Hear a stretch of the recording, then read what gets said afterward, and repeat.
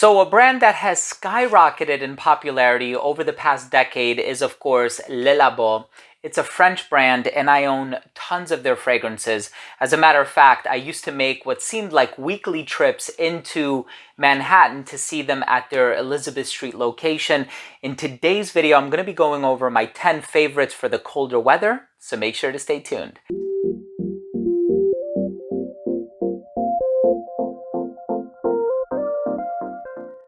Before I begin today's video and I tell you about these 10 Le Labo fragrances that I think are amazing for the winter and the colder weather generally speaking, I want to start the video off by saying that if you're a fan of fragrance related content, please do consider supporting the channel by subscribing to it.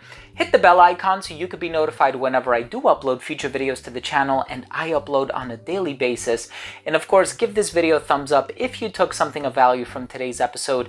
It would really mean a lot to me, and it also encourages the YouTube algorithm to allow you to see more of these videos in your feed. So let's just go ahead and dive into the list. I love this brand. I have purchased so many fragrances from this brand, mostly from their Elizabeth Street location, which I think is 233 Elizabeth Street in Manhattan, and it's quite near to where I live because I am actually situated in northern New Jersey. Well, I'm going to start with some of the lighter ones, but they can still be worn very comfortably in the colder weather. Here's my bottle of Lys 41. Believe it or not, I purchased this back in 2013.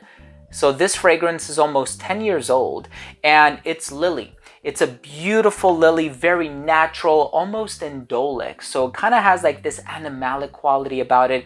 It's green. It's this beautiful floral bouquet that kind of attacks you in a very headstrong manner. It's a beautiful fragrance, and I personally love that floral component that is in here. Very easy to pull off, very accessible. Some might argue that it might lean a little bit traditionally feminine, but I personally don't mind. I love wearing this one, and in hindsight, I should have invested in a bigger bottle.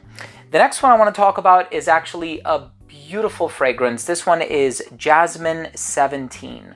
Now, Jasmine 17, the jasmine is so rich and so natural, it actually smells like marshmallows to me. Not only does this fragrance give off that effect, but also Fleur d'Orange 27 also gives off a similar vibe, although that one's a little bit more summer appropriate. This is one that I can actually see myself wearing indoors in the colder weather. I also got this bottle in 2013, and just look at how dark the liquid got in here. I've had this for a long time. There's a bit of vanilla in here as well. Exceptionally well done. The next fragrance I want to talk about has this earthy, rich base, Ylang 49. It actually came out at the same exact time as Lys 41. Ylang 49 is this beautiful ylang ylang and patchouli fragrance. The ylang ylang is quite strong, gives off a bit of an exotic tropical vibe to the fragrance. I truly love it. And then, of course, we also have one that is kind of on the challenging side of things. This one is Oud 27, the first fragrance that I ever purchased from this brand, and also bought this one back in 2013 in August, as a matter of fact. So this is an amazing oud, warm, resinous, and civet fragrance. So there are some animalic ingredients in here. So it's a bit on the challenging side of things, but if you don't mind kind of conveying a bit more of a daring personality, check out Oud 27. 27 ingredients in here. I'm not memorizing all of them. I do apologize for that. Rose 31. Rose and cumin. So this is spicy, it's rich, it has this natural, organic, beautifully done floral ingredient, and it's the rose, and this is just so wonderful. I really love Rose 31. It's one of the brand's best, and there's good reason why it gets spoken about so often. I think it's great for the springtime too. So this is one that I would probably wear in every season except for the summer. The spices can be a little heavy-handed, but I personally love wearing it in the colder weather on account of those spices. We also have Labdanum 18, which is done by one of my favorite perfumers, Maurice Roussel. It smells very similar to some other fragrances that he's done, including El de Lolita Lempica, and then also Musc Ravageur by Frederic Malle. This one has the overdose of labdanum. It's sweet, it's resinous, it's balsamic, it's exotic, and it also smells very expensive as well. I should have purchased a larger bottle of that one as well. but for whatever reason, I can't seem to get past that 50 ml mark. I have like 2 100 ml bottles, but it's a lot of money, right? Le Labo fragrances are pretty expensive. Of course, no list would be complete without Santal 33. This is probably my 6th or 7th bottle of it because my wife loves it so much, right? It's not my favorite Le Labo fragrance. I know it gets a lot of play, and for good reason. The sandalwood, the papyrus, it's smooth, it's spicy, it has a very unique personality to it. And since its release, of course, we've had a lot of brands like Zara and many others, too many to name, try to put out their own twist or inspiration of it. But this is where it started. Frank Vogel composition. He's such an incredible perfumer, very versatile, and it's one of the brand's best. We also have another one that I truly love, and this one is Queer 28. So this fragrance is leather and vetiver. So it's this dark green, earthy, spicy leather accord type of a fragrance, a little animalic, not as much as Oud 27, but Queer 28 is a leather-based offering with some green undercurrents. Beautifully done. It's very well composed, and you can just see how dark the liquid is.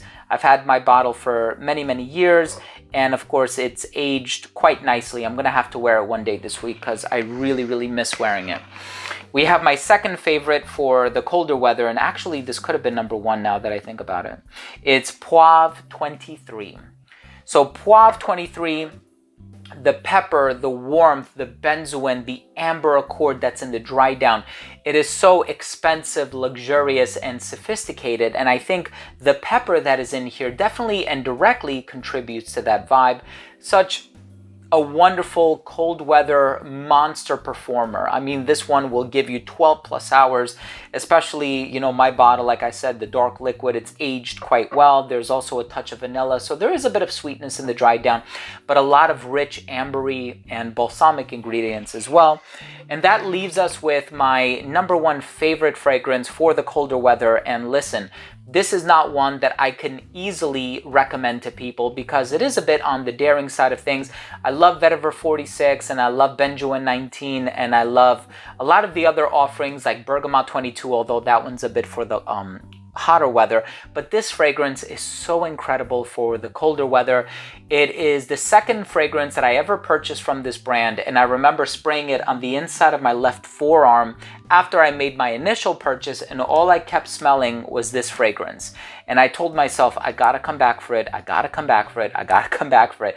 I visited the boutique a week later and I purchased this one on August 3rd of 2013. It was my second purchase right behind Oud 27. This one is Patchouli 24. It is such an amazing fragrance. The patchouli, it's earthy, it's a little spicy.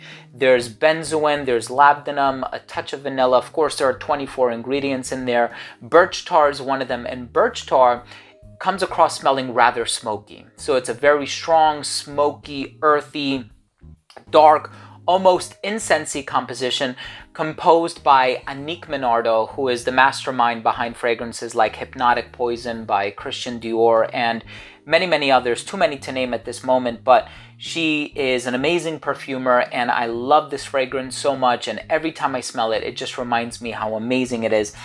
There you have it, my 10 favorite Le Labo fragrances for the colder weather, and of course this is the updated 2023 version.